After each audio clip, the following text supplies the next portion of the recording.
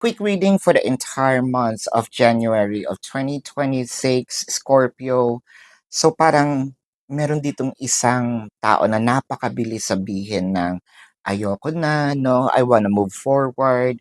Um, Parang let's separate, no? Like literally, physical or energetic. Kalimutan na natin yung isa't isa.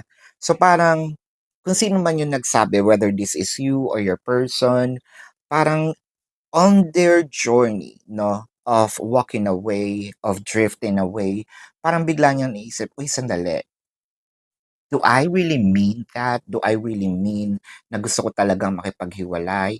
It felt like merong pumipigil sa kanya to actually move forward. Parang gusto niya sanang kumatok uli, no, at sabihin, "Gusto mo pa bang ayusin 'to? Pag-usapan natin." So merong parang switch, no, something changed in their mind na parang sinasabi dito na, um medyo ayoko 'no, ayokong gawin talaga ito.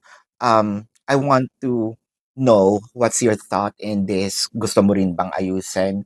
So, I don't know whether this is you or your person, so someone here needs to make a decision kung gusto ba talagang ayusin or hindi. But this is your quick reading for the entire month of January 2026, Scorpio.